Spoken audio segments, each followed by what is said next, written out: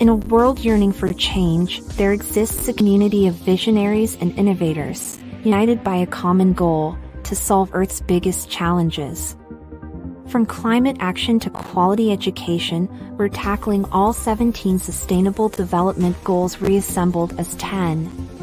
We embody sustainability, unity, and empathy.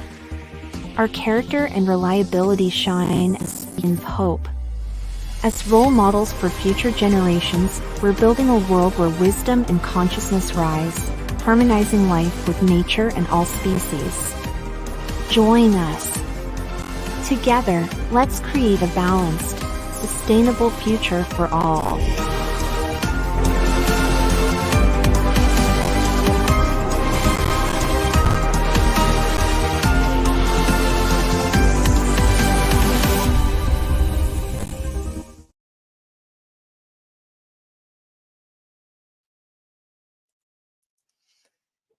Hello, we are live, and it's possible that only on YouTube. I am not very sure, but we won't do any kind of switches because of technology. You can watch us on YouTube, and if anyone is here to help us, and for sure I have some of my teammates from Tech Leadership Lab, just please put the link from this live, from the YouTube live, because and today it's post summit. I was thinking, how could I start this dialogue series that we are starting at Tech Leadership Lab? Because there are so many things to be said, and also so much wisdom and connections and ideas that were formed after the summit. But, I was thinking that the best way is to just start having a very, very open dialogue about what's next, because the summit, it's just an event, and Tech Leadership Lab, it's not an event production company. It's part of what we want to build in the future, and it's just a step forward for the next stage that starts now, including the consensus document, including this dialogue series, including the matchmaking part, where we will just combine amazing people that can already collaborate and do something together, because the power is in collaboration if we want to evolve as humanity and as a species. And also the consensus document that will be placed in front of decision makers around the world and policy makers that will hopefully take a lot of inspiration and then drive to move the needle further. And today's session is together with Maura Declercq Mindrila, who is not for the first time here next with us, and she was also part of the summit in multiple capacity. She was a moderator. She was part of the consensus drafting last panel. And together we started to think about what would be this dialogue about in a way that can nurture further action. And I want to break a couple of labels. I want to be audacious, as Tech Leadership Lab is since formation, and just talk out loud about things that we might also consider and that limits us as humankind to go through to the moon and then into the galaxy, and then just reach out more and more opportunities around where we don't even have idea that they might exist. And two blondes today, right, talking about global governance and what we should do post-summit, the intersection of climate, AI, and humanity. How cool is that, right? Some of you might have this label. And once you put a label, it's blocking your full capacity to reason, to use your intellect, and use your best judgment for the next stage. We have so many labels. It could be now 2 different kind of people in front of you, maybe other people, and you might have a label or something about them, or different ethnicities, different colors. We have so many labels. It's time to just stop them. It's time to look for the future, and that future, together with what we have together based on innovation, means that you start to question your labels. I'm not here just a blunt talking out loud with Maura about what we should do. It is us representing the same species that wants to evolve, solve SDGs sooner, because we want to have a future. We want to build a future, and it's time for us to also evolve. And so this will be an important topic for us both, because Maura, welcome with us. I know that our first meeting live last year was around human wisdom innovation. Everyone in Tech Leadership Lab was super amazed about this topic. Wow, Maura brought up something that we need to tackle. And it's very close to your heart. You are talking in your speeches, in your keynotes around the world about why it is important, how it is possible that we have now technology. We harnessed fire. We invented the wheel. We built skyscrapers around the world, and also touched the face of the moon. And for a millennia, we didn't innovate it much when it comes to the global wisdom that also includes an empathical view around humanity in a way that we can move further together without so many biases and labels, and where technology can be united for the prosperity of everyone. Yeah, absolutely. First and foremost, thank you so much for having me, Cristina. The first of our talks post summit. It was a very intense, beautiful summit, and kudos to you for organizing it with your team on such a short notice. It was really beautiful, and I learned so much. It was full of inspiring, brilliant minds, and together, I really hope we can co-create a very positively impactful future. Because, like you say, it's really this journey that we are all on, where we recognize that our evolution as a species and the evolution of technology itself has brought us to this pivotal moment in history. And, you know, we often hear about the remarkable evolution of technology, but it's interesting to understand how we human beings can also evolve and adapt to this evolution as human beings in a way that is actually durable, that is sustainable, that is constructive and not destructive per se. So thank you very much. I'm really pumped, and I can't wait to start this discussion with you today. And we are live now on LinkedIn as well, so everything seems to be fine. And I want to welcome Martin and Katrina and Danielle. Hello, hello. What time does it start? We had some delays, but now we are here live with you. So just add your voice to the table, because we will read and we will answer your questions. So during the summit, we identified multiple commonalities and also differences that might be good or less good. But I would want to continue first about our evolutions as humans, because a touch point would be, maybe for those who don't know, there is a Kardashev scale.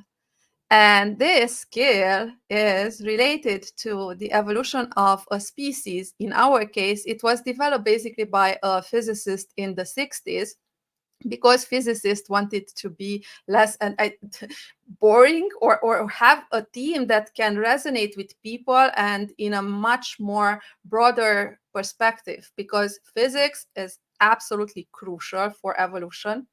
And together with this, the way you use the energy of and the resources of the planet where you are and inside the galaxy. And so there were 3 levels of the Kardashev scale. And it seems that we as humankind today, we are still in scale 0 up from 3, because we are not yet using the entire energy of the planet. So what does it mean? It means that it seems a species is evolved based on how well and how much it can utilize the energy of that planet. Why? Because energy is everything. We are energy. And to evolve, to process not just the technology that is here with the AI, but also to construct, to share the goods of the planet, we do need to use energy and more effectively. And so the first stage is that the planet, our planet, should use the entire energy from its surface, let's say, and that can be water energy, it can be wind, it can be solar, it can be everything that it is here, including the fossil oils. We started with that, but now we are moving to the green energy. And once we finish the green energy and we took all the energy from the earth and we can utilize it, that's already a huge leap. Then we can go to scale number 2 and then utilize the energy of the sun. It's interesting to, and I start with this discussion because sometimes I had this from an astrophysicist who said that, you know, when I saw, or an astronaut who said that when I saw the first time the picture of the Earth from space, everything shifted. I couldn't see anything else, just connectivity between us as humans. I didn't see the differences. I didn't see the colors. I didn't see the age. I didn't see anything else. So now I have it everywhere on my walls, on my screensaver, on my computers, you know, as a reminder that in order to evolve, we need to go beyond these labels and that we are in this together. One of our best taglines, actually from TLL. And so just imagine if this is our future, we are between phase 0 and 1 when we want to tackle to use all the energy of this earth that has to offer. Then take the energy from the sun. And here you can have multiple ways to do it. There is, I don't know, I think Dyson sphere or something. So it was projected, a Dyson sphere that can circle the sun, and then you take the entire energy out of the sun in order to sustain the evolution of the earth energy, because we want to become multi-planetary species, and for that reason we don't have the energy right now. Even if we want to, we cannot. We can rely on fusion, but fusion is 1-2 decades ahead, and so it's still not here. And so until then, we need to have this timeline and know how to innovate and what direction to go. And then we can tackle the galaxy energy, just to finish a little bit this discourse. And then the scale, because originally Kardashev created the scale up to 3 levels of evolution for the civilization, but then people continued together with the technology and now AI, and we have 7 levels. I won't debate here. It's enough for today's topic just to talk about this. Maura, here we are. We need to get there, and it's so connected with solving climate change. Because if we manage to resource the entire energy of the planet in a green way, we can connect ourselves to the grid. We can start to build those starships that are around level 1, 2, and we can consider to become a multi-planetary species. But it is connected to climate. It is connected to solving the SDGs. How do you see this? Oh, I think we need to take a couple of steps back before coming with these action points. I think we need to ask ourselves, because you started the conversation in a very meta way. You talked about the Kardashev scale, which, you know, it's a topic that I love. But the question is, why are we on level 0 on that scale? And this is where we should all start, because once we know how the system is built and where the errors in our system or in our thinking are built in, then we will know how to change the system. But you know, during our summit, because this, I guess, will also be a little bit a recap, or I mean, in any case, there has been so much wisdom shared in that summit that I cannot do otherwise than share some snippets of it right now. But in the summit, during one of the panels, you know, we started to say that, like sociobiologist Edward Wilson says, that we have the technology of gods, but we have the brains of monkeys. And this is, for me, a possible why, you know, to your question, like, why are we still level 0 on the Kardashev scale? Why don't we understand how to utilize the resources on this planet? And for me, it has to do with this profound discrepancy between our biological algorithms, our biology as a human species on the one hand, And on the other hand, these exponential technological advancements that we've achieved, but that are intrinsically evolving based on other rules than our natural rules. And for me, the problem is we have not been innovating on the level of human wisdom. And this is why we are still, I mean, we can have whatever technology of gods we want, but if we have no understanding on what to do with it, it's like giving a loaded gun to a baby. Nobody wants to know what will happen then, you know? So in this sense, on a very macro level, yes, there's a Kardashev scale, but then you can zoom in on a societal level, on an educational level. You can zoom in on the level of corporations, on how to structure them to include this level of wisdom, and everything that comes out of it, everything we produce, will be in a sense more aligned with future goals that would be more aligned with the planet.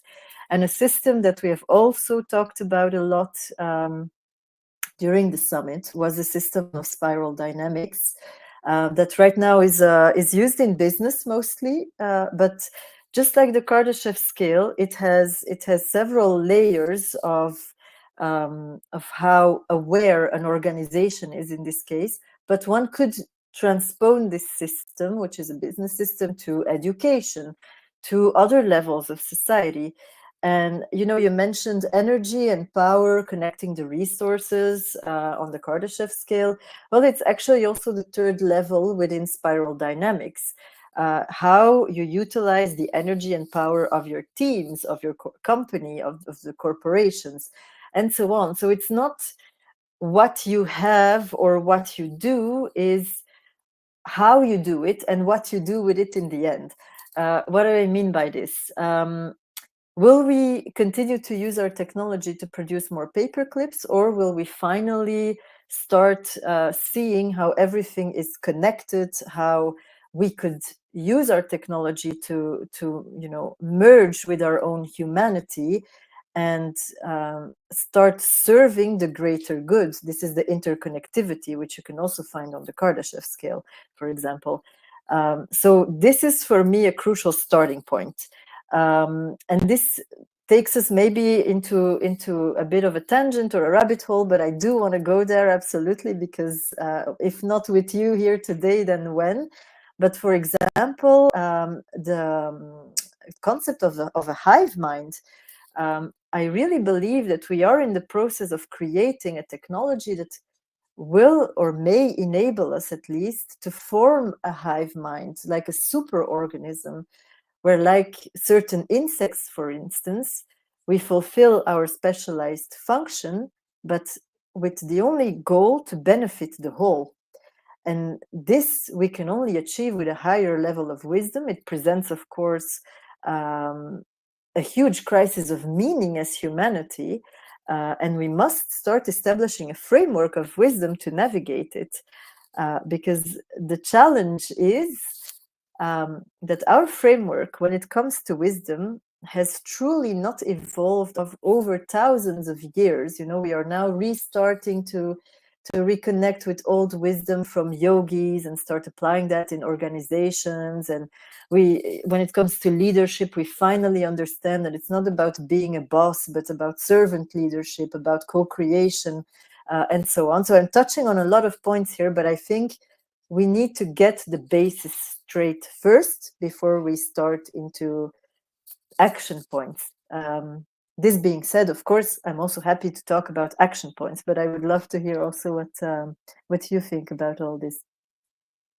I love our dialogue and going in depth. You know, today I was thinking this should be just like a philosophical discussion, because we do need it. We do need it. We are so rapid in moving with technology. And it was one of the topics that your panel also touched, how to reduce the trauma in people who are not ready for it, who don't even have internet today. And we had Mutambei with his technology to bring the third of the population who cannot access AI and ChatGPT. And to have that kind of access, because we can rise above through education and if we are at the same level.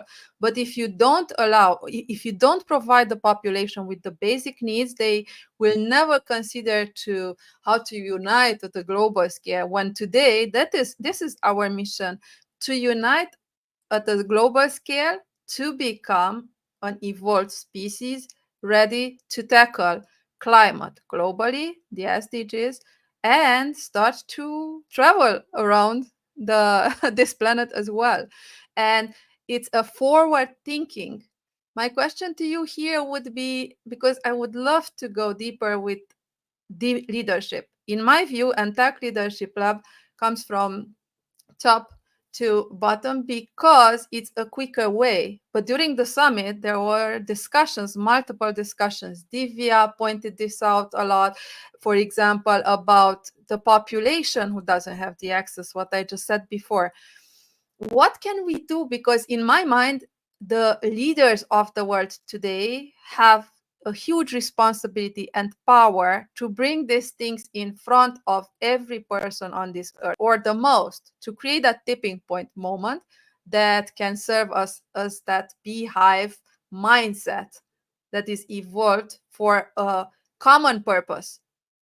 Because for me, from my perspective, it's absolutely horrendous that we have wars today with the technology, with the wisdom, even with this kind of wisdom, and with what we know now. And it's just because of primitive minds, in my view, and I'm very conscious about the words I'm using, primitive or malicious minds, these two. You can be very psychopathic and bright and intelligent, but malicious, or you can be primitive and still rely on old patterns where even us as women were not seen as full humans.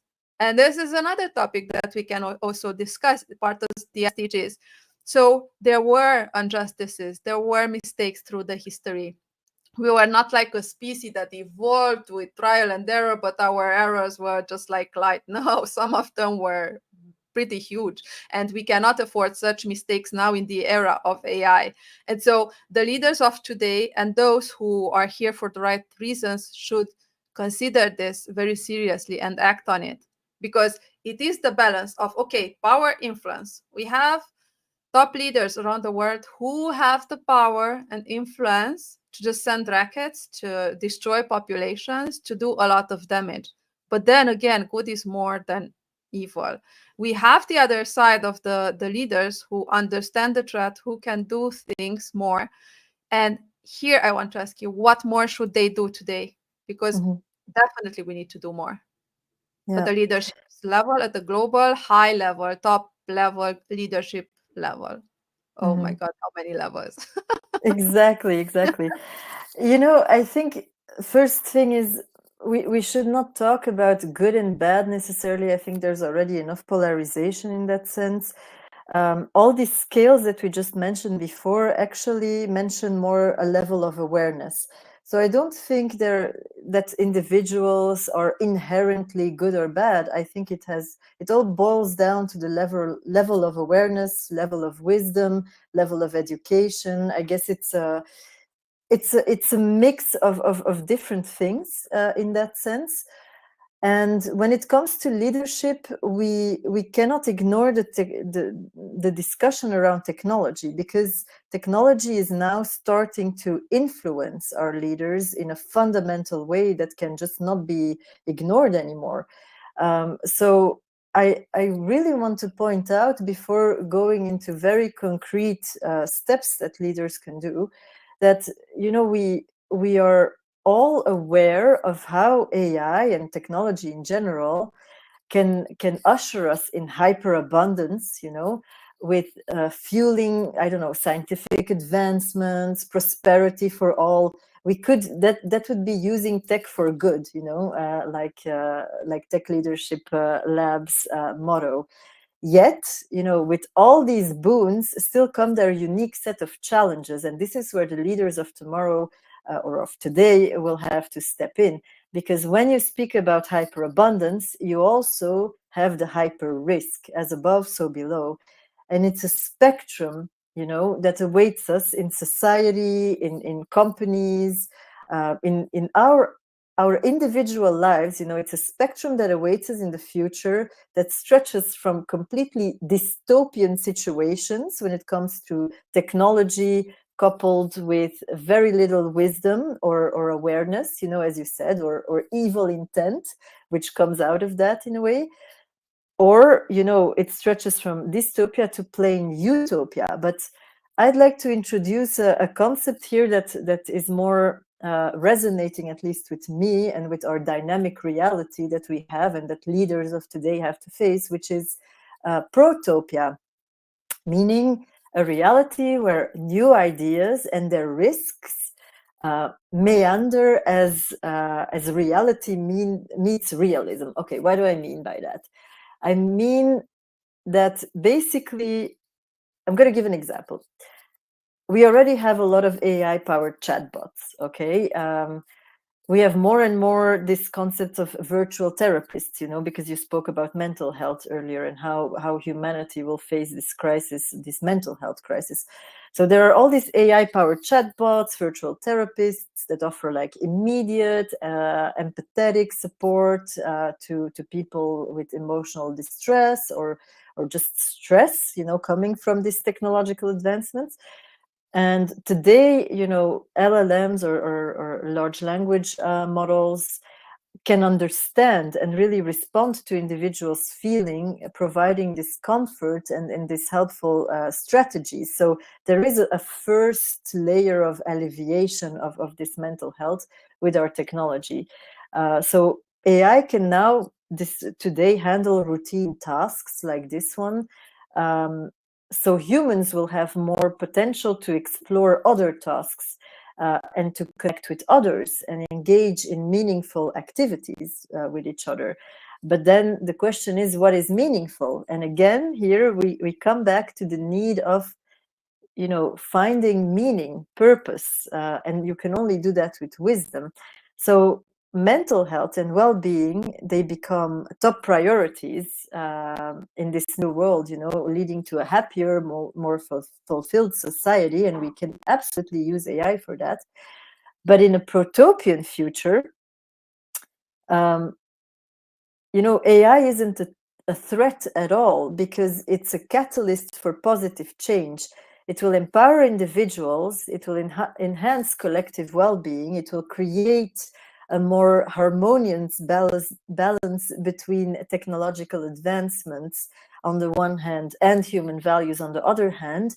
And the beautiful thing is that you do these little iterations constantly, and you test on reality. It's like in technology, it's a very lean approach of doing business. You know, it's very agile. You implement a change, you see how it affects the reality, and then you iterate in function of that. So that is what Protopia is based on, and that is what I would like the leaders of today to have in the back of their minds when using technology in society, because I think that's already a start. And then very practical, you know, to answer your question, unless you want to chime in before I go into the bullet points. Just checking in with you. No? Yeah, Okay, then you can go to the Romy? bullet points for sure. Yeah. Yeah. I really wanted to have this background information because the why is so important. If you look at the disruptions in society and on you know, the level of corporations and businesses, I think there were significant disruptions, particularly due to the exponential rise of AI, but also, you know, IoT and the integration of technologies. And these technologies are really reshaping the dynamics within the teams. As AI, for example, has the capacity to greatly enhance the productivity of individual high potential employees, and potentially replacing the workload of multiple positions. So for me, leaders have to keep that in mind, you know, when when forming teams. I used to own a recruitment business, and recruitment has completely changed in the last, especially the last 10 years. You know, we don't match individual skills anymore to a job description. It's really about having these interchangeable skills. This is what leaders should be looking for when hiring someone, for example. Interchangeable skills, individuals with an intrapreneurial mindset, you know, trying to have this co-creative mindset, this wisdom about being a cog in the machine, but also thinking of how can I make this machine better? Is this a good machine? How can I contribute to this on a higher level? And we are now going to organizations that will have more and more these project-based teams, really. We are really far done with Taylorism, command and control, putting people in a box, having them be stuck for the rest of their careers in one role. I think this world we live in is all about continuous improvement, because all these technologies are already surpassing our intellectual capabilities. So we have to define what makes us human, what makes us unique, what our assets are as humans, and we have to develop these capabilities, you know, like co-creation, connection, creativity. All of these things are absolutely not there yet when we speak of AI. And leaders have to foster this, you know, they have to foster these interchangeable skills in individuals, help them continuously evolve, and select their teams based on that. And there's just one point. There's so much to unpack here. Yeah, I'm going to stop here for now, but yeah. Yeah, and these are all great points. I would add that the responsibility of leadership, it's higher now because of this, because you can take decisions that will influence globally. You cannot allow to have an AGI formed in, I don't know how many years, many say until the end of this decade. I don't think so, but it's my opinion, just because to get to the consciousness level of an AGI and just put everything together the right way, we have that need of technology that we are just talking today, the energy usage, because that's a very, very important point in my view. We are not there yet, and because it was the question about what is Kardashev level 0, it's where we are today as humanity, is that we use part of the energy of this earth has for our consumption and for our evolution, but not the entire energy that this earth has to give. And then once we finish this, we go to the sun. We can take the entire energy from our solar system, our sun first, before moving to other systems. And with every upgrade of this energy level consumption and speed, in a way that we can use a different scale energy type, we can start to travel inside the galaxy, to leave this galaxy, and so on, and also to gain that type of technologies that we can assure that we have AGI, and who knows what kind of species we will be, as a hybrid or as a cyborg. Most probably we go in that direction to become a cyborg eventually and integrate the intelligence. But today, we cannot allow that this intelligence goes to one place only, because it came from Silicon Valley, and we saw that innovation through the world. So human history, it was shaped, and nations were shaped as powerful, as strong, or weak, or slaves, based on some opportunistic moments in time. Because if certain discoveries would have appeared in different countries, things would look completely different. Now with AI, we have the certain point where AI was born in Silicon Valley. And it's fine, but it's very limiting. It's super limiting if we want to address humanity as a whole and we want to upscale as a society. Because, okay, if we go Silicon Valley way, eventually the rest of the population will become upset enough to come and destroy whatever you do, and we self-destruct. We cannot allow that to happen. No one will be happy on an earth where people are in misery, and we have this kind of idiocracy. If you saw the Idiocracy movie, if not, you should watch it, because I think it's very relevant today. And it shows that the discrepancies and the divisions that are created artificially today are happening because of certain leadership. And I provoke the good ones, because it's Tech for Good, led by Good Hearts, our MTP, a Tech Leadership Lab, massively transformative purpose. I provoke the good leaders of this earth to take their role model responsibilities more seriously, for the benefit of humanity, because if they stay silent just because they are kind and nice people, this won't help us.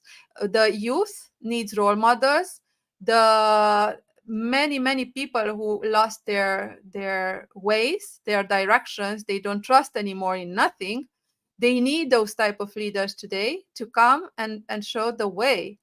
And this is the direction we could move faster. This is how I see it.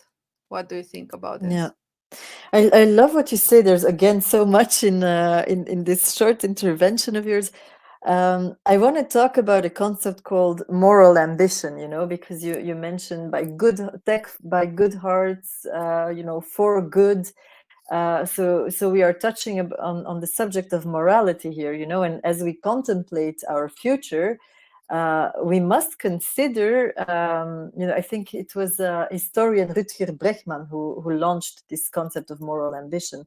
So like I said, will we use our technology to produce more paper clips, have more waste, fuel consumerism, leading to this meta crisis that Daniel Schmachtenberger is also speaking about constantly?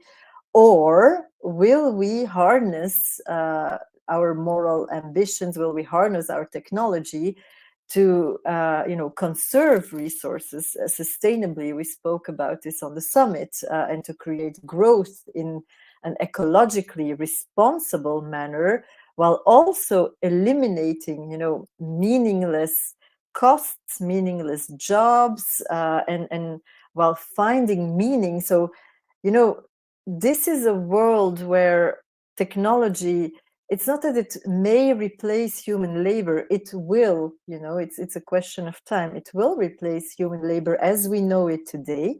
And we need to ask ourselves two very important questions. First of all, how will we find meaning, when everything we know today will have no meaning anymore because it will be replaced by something else? That's one thing. And the second thing is, how will we create and redistribute wealth in that future? I think these are some fundamental questions we need to ask ourselves, because on a macro level, we are really grappling with this psychological impact of AI surpassing human capabilities.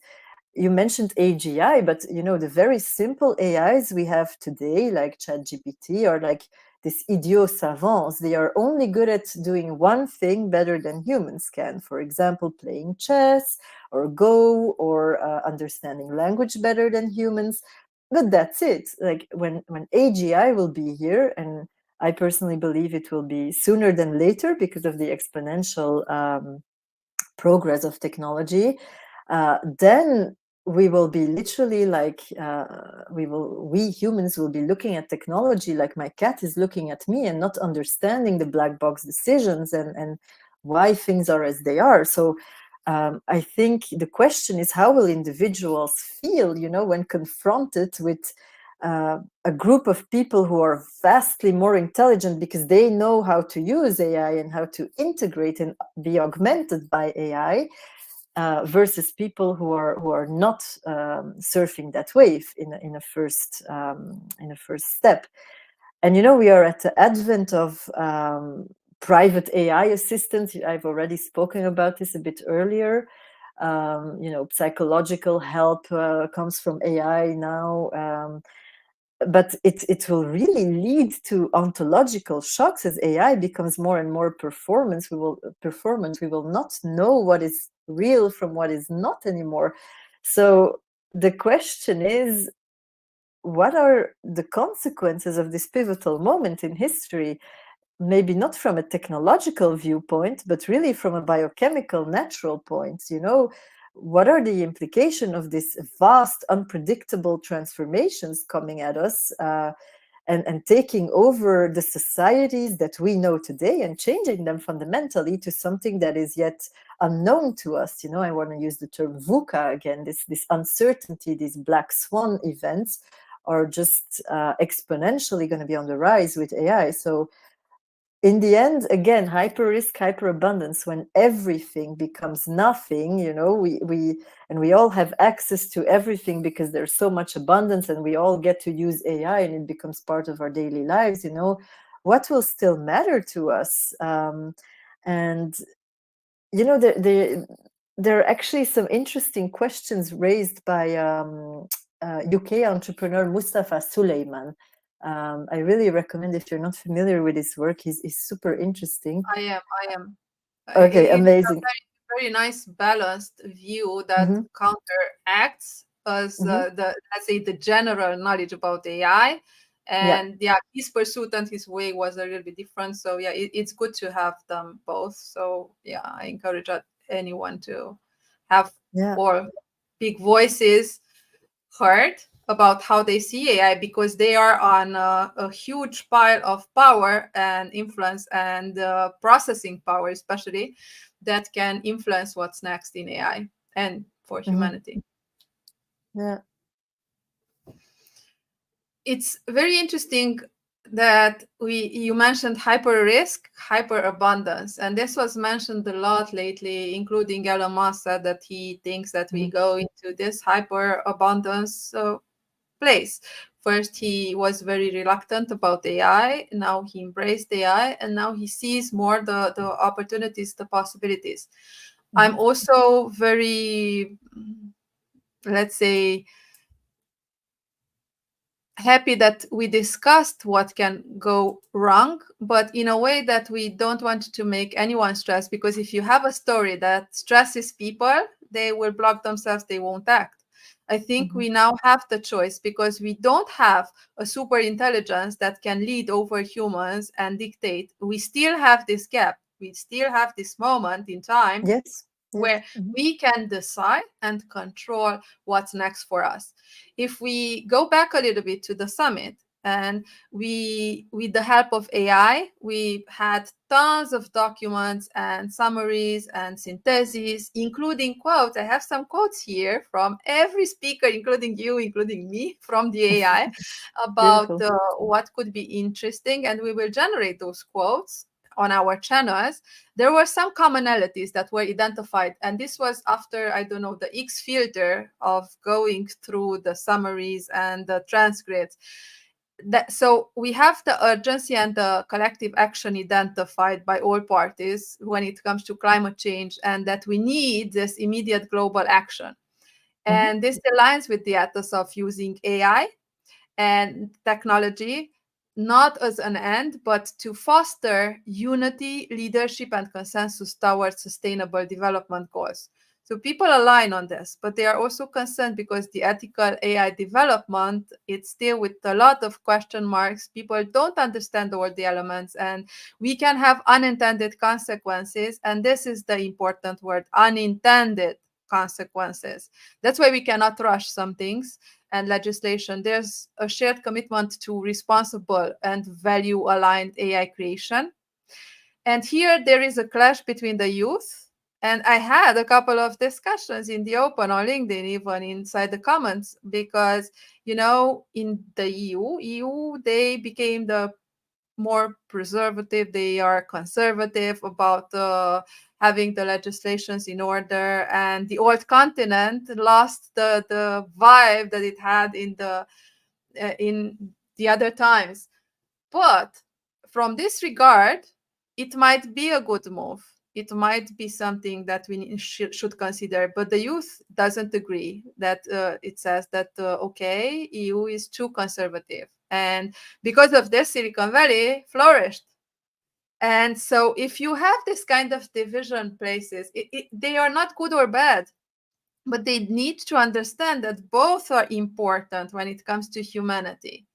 And the third aspect, besides the collective action now and the emergency to tackle climate and the ethical AI development, where we are not aligned yet on a global scale, and here we should, I think, put some pressure to do this as soon as possible. We have the cross-sector collaboration and the nature-inspired innovation, and this was debated a lot, not just by Richard, but also we had Susan with the transition engineering, a new field that brings together cross-sector collaboration. It's so important, so exciting to just view it, because it takes history, it takes the future, and then brings everything into, okay, where we are, what we can do today.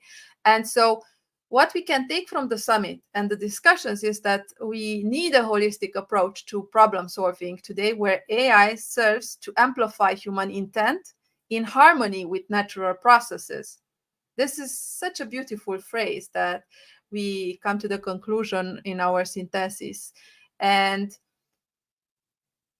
it's tough, you know? And here I'm thinking, what should be the first step? I rely on leadership, on the voices from the top to guide the population.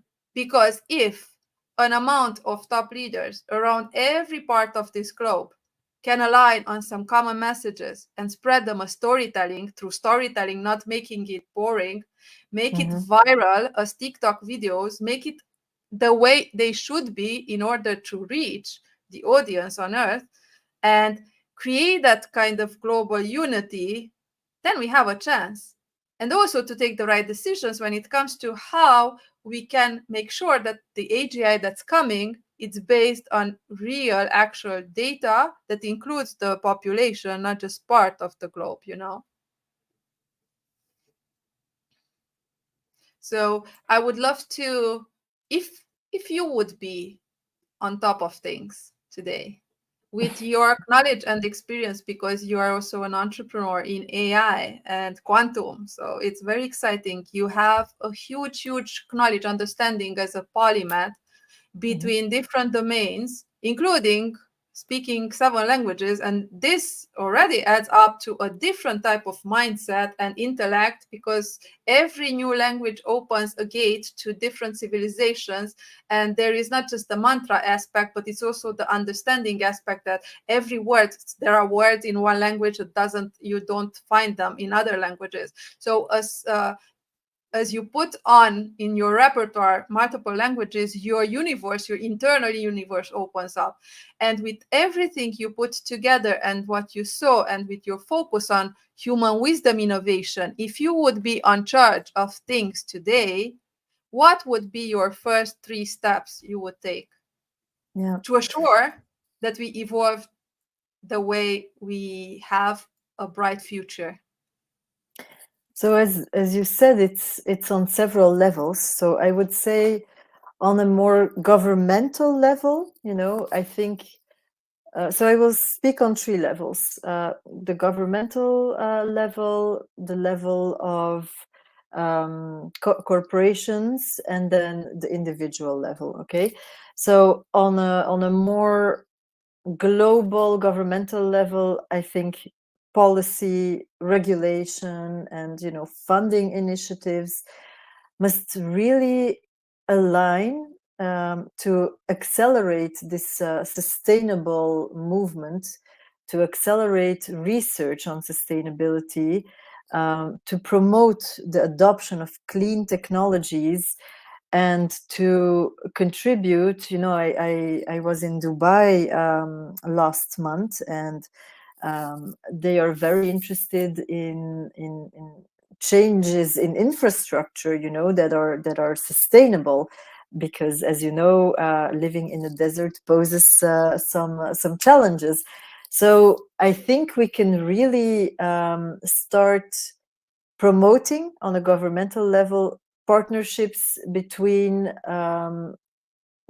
different governments, research centra, academia, businesses, NGOs, again, this co-creation and understanding how everything is interconnected and utilizing this in a smart way. So that, I would say, is on the level of governments. Then the second, more lower level, let's say, would be the level of businesses and how to do business. I'm not going to elaborate too much on that, because I just, honestly, everyone go check out the model of spiral dynamics. I will link in the comments a reference book to it. But if you don't know it, and if you're a leader in any business nowadays, please check it out, because it gives you the wisdom you need on all levels to implement this on all levels in society, in your not society, in your business, and it will trickle down and have this this effect that it will influence society when all businesses start to align on this more ethical and more wise frameworks of doing business. And then the last layer here would be the individual layer. And I think we really need some shifts in mindset, and systemic approaches on how to educate yourself as an individual on climate action, on how to connect with other individuals who are aligned.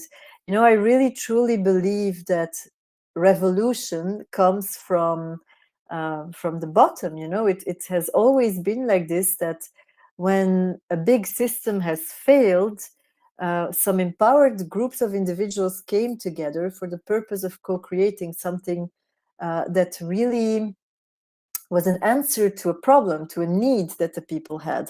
And it always comes bottom up, grassroots movements, this co-creation.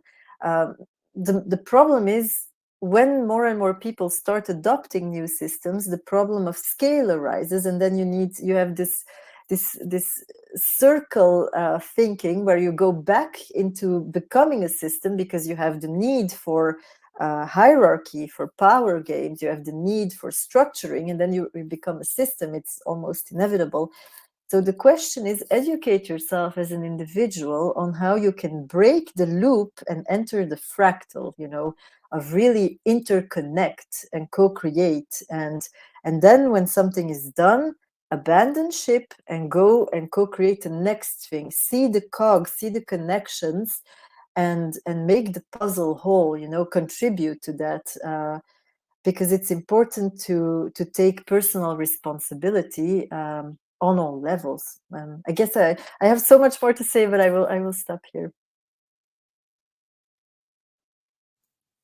Yes, I was thinking at least 20 thoughts about how to answer this, because you pinpointed an answer to my views in a very unique way, including the bottom top and what is the direction we should aim. And I agree, we connected through the summit with so many amazing leaders around the globe who are doing this in their surroundings, in their society. I also agree that there are leaders who see more sometimes, and that the innovators, the futurists, that can project something right, like the Kardashev scale, and they also play a responsibility. What we aim through the summit and with the Tech Leadership Lab, it's one of the directions is that, yes, we need to create the pressure on governance, because it is an important step. And so that is bottom to top, obviously, bottom up. But also we aligned and connected with leaders at the top, and they will come, because we want to reach to them one by one if necessary, who some of them, they see the need and they are doing what they can to do the right things. But you know what, even at the top, the air is rare, and so many people, many times they are not united. I had the privilege to connect with multiple high-level individuals who are doing the same things and have no idea that if they put their strengths together, they could have a bigger impact. So we Yeah. have this issue at the top as well. We are not connected enough at top and at the bottom. So my way is to see maybe a pressure from the bottom, and then a more united cohesion and sameness in messaging at the top and action. Yeah, I mean, you know, in a way, what you say is almost a built-in bias. It comes with being human, you know. This Yeah. collaboration, yes, it is intrinsically present in us. We are social beings. However, we have built-in biases. We have built-in, you know, our brains are literally machines programmed, you know, organic machines, but they're machines programmed to think linearly and to keep us alive. And with that come a lot of built-in biases, like we play a lot of status games, you know, or put I don't know, 10 people together and you will see natural hierarchies. So this is not necessarily an unnatural or bad thing, you know, it's built into us. And this is why I always stress the need for wisdom, because we need to, this collaboration needs to be fostered by awareness. Sometimes we really need to overrule our own linear ways of thinking in order to achieve a greater good. And that is a job in itself, you know, that you have to do as an individual. So I mean, not to excuse the leaders who are not collaborating and are not aware of each other's initiatives here, but just to make a little parenthesis.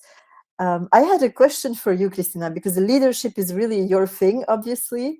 I don't know if it's okay for me to change the roles here and ask you Oh, a please. question, This is but a discussion. This is a dialogue. yeah, Go ahead. I'm really curious to see how you look at it, because while you were mentioning leaders and this word, I was asking myself, is it even relevant to speak about leadership in a world where we are talking about Kardashev scales and larger interconnectedness and more awareness? Like, is this, you know, speaking in leaders and power, is that not still thinking too small? How do you think about that? What is the new leadership? The new leadership is a very filtered leadership of people who truly grasp the understanding that we are in this together, that we are one species, and in order to survive and go ahead and evolve, we need to be united today, because only this way we can solve climate. Even if we have all the technology today, even if we are at scale zero, we don't use all the energy of this earth, but we unite the technologies that are today, we could go carbon net zero pretty soon. And this is an agreement because there are the technologies. Why we don't go sooner? And yeah, here leadership and governance can do a lot. And there are experiments. EU is an experiment, and NAFTA is an experiment. Other unifier organizations are experiments. We need to scale this, and leadership can do this much rapidly. And because of the guiding need we have today. And I can see this even while doing the summit and organizing and the goods and bads that happen. People need guidance and direction, and they are pretty lost in what's happening around. And if they don't have the right type of voices, you know what happens when you are confused about your future. Riots, rebellion, a lot of bad things and or inaction happen. So we do need the leadership, a new type of leadership, species leadership, a global leadership that can show the way in order to solve what we have today. This is my view. And yeah, and our time is up. It's pretty funny that we didn't receive much questions because people, I think, you know what we did, Maura? I think we put people to think about very deep stuff. It was not just like planned in what direction we go with this discussion. It was just, you know what? We have so many things to say. We have so many views. Let's just be a dialogue, a true dialogue. So the discussion went this way and is deep. You need to think about it. Not many questions because you need to think about it. But we had Dania with here what I think we touched a little bit what role must education leadership play in cultivating these higher human virtues. Super important. What I just mentioned includes morale, includes ethics, includes reliability, includes being there till the end. And so that technological progress uplifts humanity as a whole. And this, I think, touches also what you said about human mental health, that we can Yeah. integrate in how we build technology to address the educational part, but make sure it's the truth. Well, I would also like to answer Daniel's question really briefly. I absolutely align with what you have just mentioned, Cristina, and I would like to add to that for me, the new way of, the more wise way of educating people would be to align our educational environments with the natural cognitive development that a student has. For example, if we would have tech enhanced schooling, we could enable an exponential yet human centric learning. And that, just to come back on our previous conversation, may foster this collaboration over this built-in competition that we have, via incentives, via learning how to raise your consciousness in school already about interconnectedness.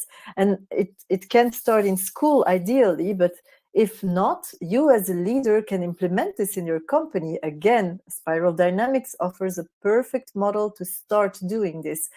So, it's so important to nurture this holistic, adaptive, empathetic learning, for lifelong personal and collective evolution. More than ever, this becomes important to not stop your own growth, because if you stop growing as an individual, everything is flow in life, pantarei, as the Greeks already knew, old wisdom. And we must ultimately draw inspiration from the intelligence of nature. One of the speakers was really into bioinnovation and spoke about biomimicry. We can really apply that in every layer of society.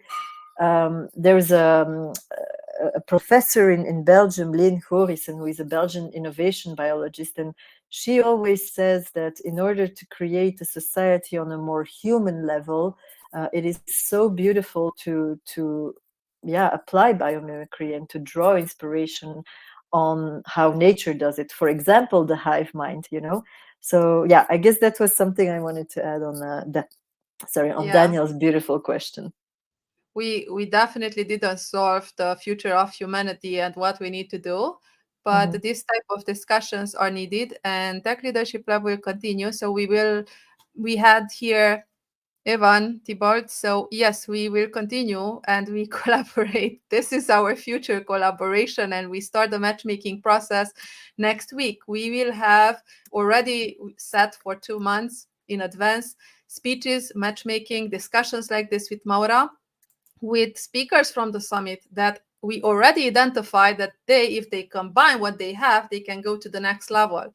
We will also have the consensus ready, and we continue to move to the next stage. This was the event stage where we wanted to see where we are aligned. And now we go to the next level of steps. Okay, now we identify these things. What can we do about this? And the Tech Leadership Lab, it's all about action. It's enough of it in action. It's enough of talk.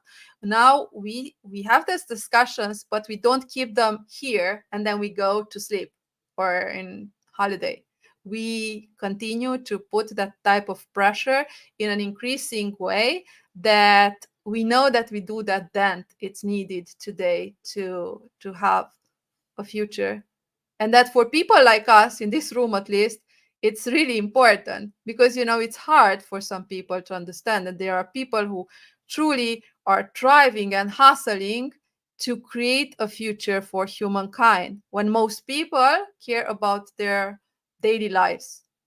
And so it is important to truly acknowledge this as well. And that's why I'm very much inclined on helping the right type of leadership to grow and evolve. Thank you, Maura, for being here with me. Thank you. This was an awesome discussion. And For sure, it's not our last one. Where can people find you?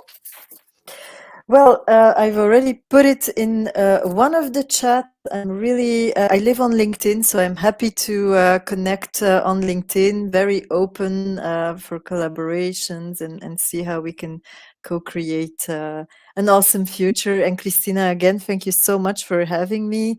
It's always a pleasure talking to you on and off camera. So yeah, anytime. Happy to be part of this beautiful project. Thank you. Thank you. And for you all, come back, sustain, subscribe to all of our channels, and do waves. Don't just keep them there in your mind or thinking that we should act or others should act. Let's unite and act collectively, because it's basically about, do we want to live in a beautiful world surrounded with role models and people who care? Or we give the ground and the power to people who are not as many as we, but for sure they have some other kind of interest in mind. And so it's our choice. It's our choice what we do with our future, with the AI. Today, we can decide. And it's up to us if we go on the scale of evolution, or we want to self-destruct, or we just want others or AI to take over and do whatever. It is up to us. And this is why we are here at Tech Leadership Lab. And this discussion series and what we will do next, it will tackle everything we can to solve the SDGs sooner and have a brighter future, not just for us, but for the future generations. And with that being said, see you next week. In a world yearning for change, there exists a community of visionaries and innovators, united by a common goal to solve Earth's biggest challenges. From climate action to quality education, we're tackling all 17 Sustainable Development Goals reassembled as 10. We embody sustainability, unity, and empathy. Our character and reliability shine as beacons of hope. As role models for future generations, we're building a world where wisdom and consciousness rise, harmonizing life with nature and all species. Join us. Together, let's create a balanced, sustainable future for all.